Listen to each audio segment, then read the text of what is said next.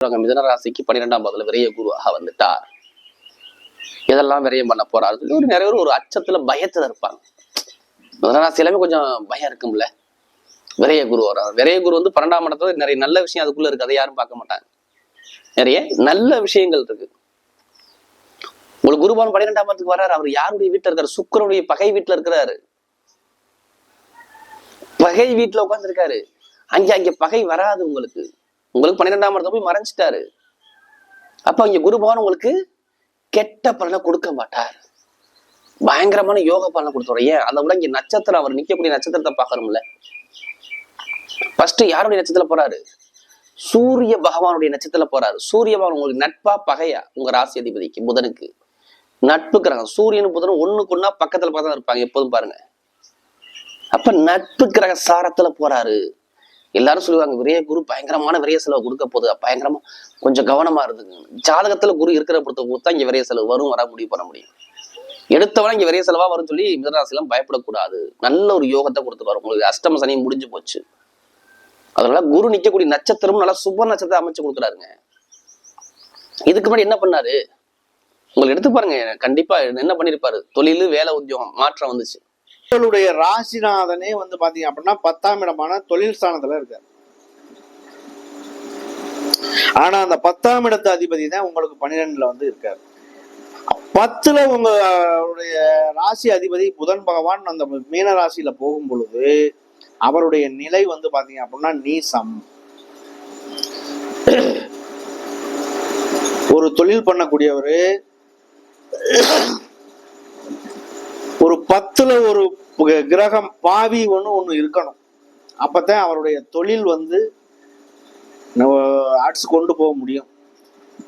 இப்ப 10ல வந்து குருவோ இல்ல சுப கிரகங்களோ ஒண்ணு இருக்கு அப்படின்னா அவர் தொழில் பண்ணையில அவருக்கு வந்து ஒரு இரக்க குணங்கள் இருக்கும். ஐயா என்கிட்ட காசே இல்லை, இதை கொடுங்க நான் தர்றேன் அப்படின்னு சொல்லி சொன்னாங்க அப்படின்னா டக்குன்னு கொடுத்துருவாங்க அவங்க. அப்படிப்பட்ட லக்கணத்திலேயே குரு இருக்குன்னு வச்சுக்கோங்க.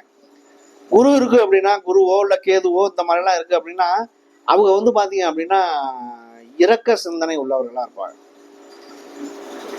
அதை ரொம்ப கடுமையா பிடிச்சிக்கிட்டு தரமாட்டேன் வைக்க மாட்டேன்னு சொல்ல மாட்டாங்க. உனக்கு வேணுமா வச்சுக்க அப்படிங்கிற ஒரு தன்மையை கொடுத்துருவாங்க.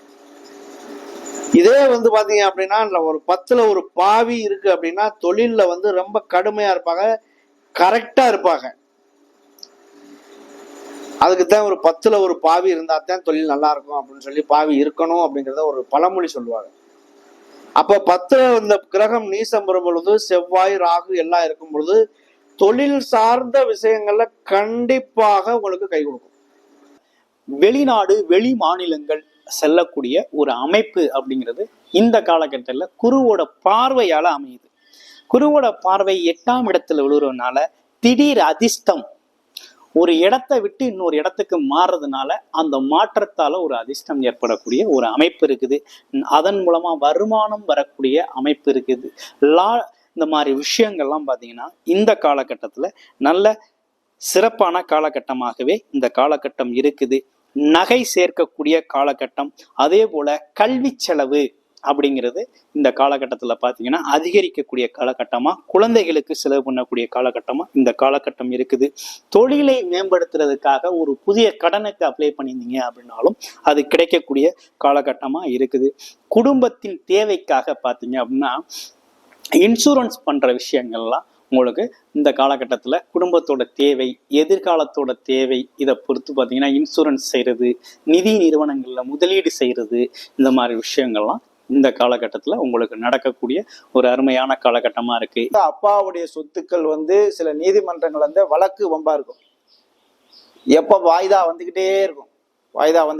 எப்படா இந்த கேஸ் முடியும், அப்படின்னு சொல்லி நீங்கள் வேறு நினச்சிக்கிட்டு இருப்பீங்க. வக்கீலுக்கு ஃபீஸ் அதிகமாக போகும்.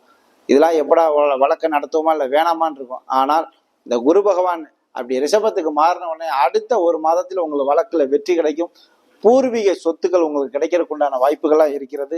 பூர்வீக சொத்து மூலமாக லாபங்கள் கிடைக்கும்.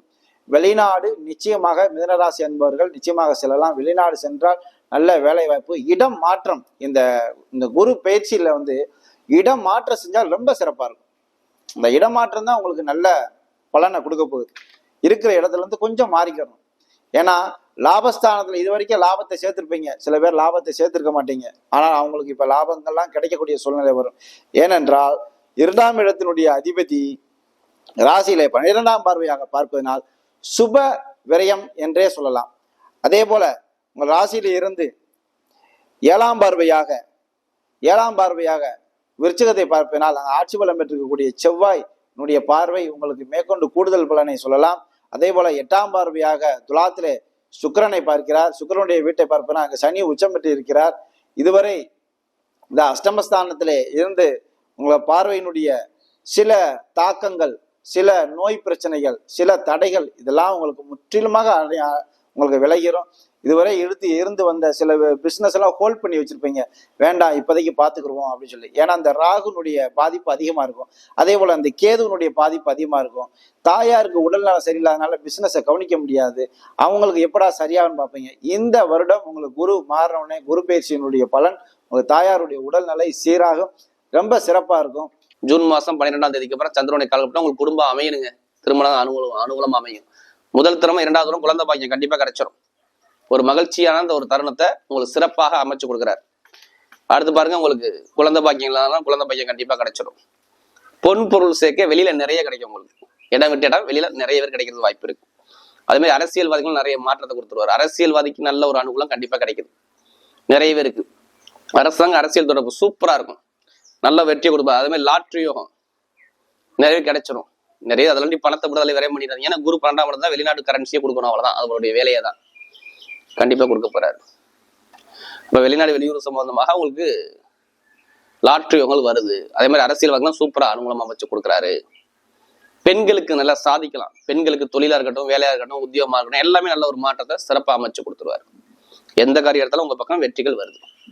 இப்ப நம்ம நட்சத்திரம் அப்புறம் பார்த்துருவோம். முதல் நட்சத்திரம் அதாவது மிருகசீரிஷ நட்சத்திரம். மிருகசீரத்துல பிறந்தாலே தைரியமான குணம் இருக்கும். தன்னம்பிக்கை விட மாட்டாங்க. இதுலயுமே தன்னம்பிக்கை விட மாட்டாங்க. இதுலயுமே பாருங்க, விட்டு கொடுத்து போற குணம் நிறைய இருக்கும். எப்போதுமே வேலை, உத்தியோகம், வருமானம், இன்கம் ஏதாச்சும் ஒண்ணு பார்க்கணுங்கிற சிந்தனை கிட்ட இருக்கும். ஏதாச்சும் ஒரு லாபத்தை நோக்கியே பயணிச்சுட்டே இருப்பாங்க. மிருகசீரத்துல பிறந்துட்டாவே இதுல போல நல்லா இருக்குமா, அதுல போல நல்லா இருக்குமா, ஒரு தைரிய குணம் உங்கள்கிட்ட எப்போதுமே இருக்கும். உங்களுக்கு பாருங்க, எல்லாமே நல்ல ஒரு மாற்றத்தை கொடுக்குறாரு. எப்படி கொடுக்குறாரு? இடத்துல, பூமியில, வண்டியில, வாகனத்துல நல்லா பாக்குறாரு. எல்லாமே யோகத்தை கொடுத்துருவார். வேலை, உத்தியோகம், இடம் மாறுவீங்க. தொழில ஒரு மாற்றம் இருக்கும். அதே மாதிரி படிப்பு கல்வி சார்ந்த விஷயம் ஒரு இடமாற்றம் உண்டு. வெளிநாடு வெளியூர்ல படிக்கலாம், நல்லா இருக்கும். போலீஸ், ராணுவம், கட்டிடத்துறை, எலக்ட்ரிக்கல், எலக்ட்ரானிக் ஃபீல்டு, நெருப்பு சம்பந்த வேலை எல்லாமே பாருங்க பட்டை கிளப்புவாங்க.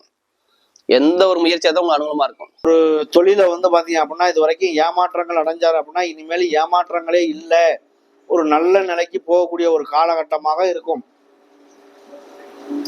அப்ப இந்த மிருகசீரிஷ நட்சத்திரம் ஒரு வலிமை வாய்ந்த கிரகம் செவ்வாய்.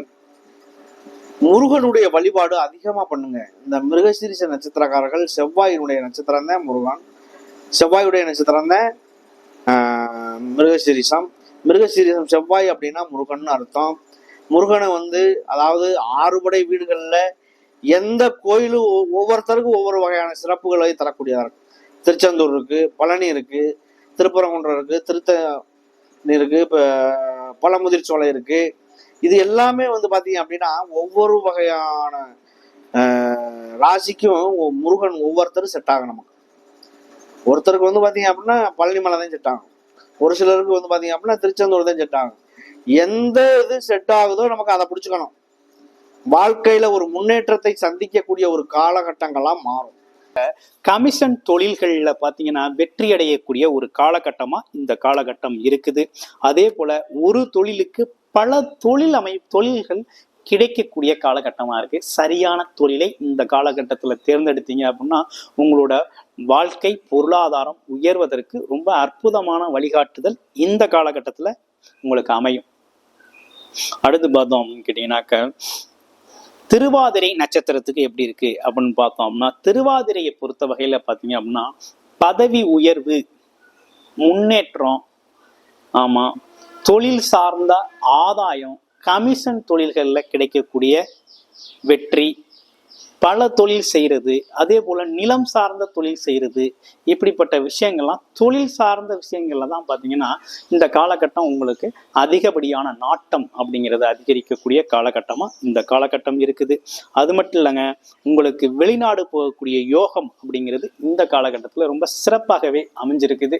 வெளிநாடு போனீங்க அப்படின்னா ஒரு நல்ல பொருளாதாரத்தை ஈட்டக்கூடிய ஒரு அமைப்பு, கௌரவம் அந்தஸ்தை உயர்த்தக்கூடிய ஒரு அமைப்பு, இதெல்லாம் பார்த்தீங்கன்னா ஏற்படுது அப்படின்னே சொல்லணும். சொந்த வீடு வாங்குறதுல வந்து ரொம்ப கவனமா இருங்க. கையெழுத்து போடுறதுல, ஷூரிட்டி போடுறதுல ரொம்ப கவனமா இருக்கணும். அதெல்லாம் கவனமா இருந்து கையெழுத்து போடணும். அதே போல திருவாதிரை நட்சத்திரத்தினுடைய அதிபதி ராகு பகவான், திருவாதிரை நட்சத்திரத்தினுடைய அதிபதி ராகு பகவான் எங்க இருக்காருன்னா மீனத்துல இருக்காரு. மீனத்துல இருக்கிறது எல்லாருக்கும் சௌக்கியம். உங்களுக்கு தெரியும், குரு பகவான் வந்து பணத்தையும் கொடுப்பாரு. அங்க சுக்கிரன் உச்சமா இருக்காரு. ஆசை அபிலாசைகளை தூண்டி விடுவாரு. சில இல்லீகலான விஷயத்துல எல்லாம் நீங்க ஈடுபடக்கூடாது. இல்லீகலான விஷயத்துக்கிட்ட போகக்கூடாது. ஏன்னா மிதன ராசிக்கு அப்படிப்பட்ட சூழ்நிலை நடக்காது. அப்படி வந்தாலும் தவிர்த்து கொள்ளுங்கள். ராகு என்பவர் ராகு மாதிரி கொடுப்பார் இல்ல, ராகு மாதிரி எடுப்பார் இல்ல, கொடுப்பாரு, கொடுத்த மாதிரி எடுத்துருவாரு. அதை நீங்க கவனமா பாத்துக்கிறணும்.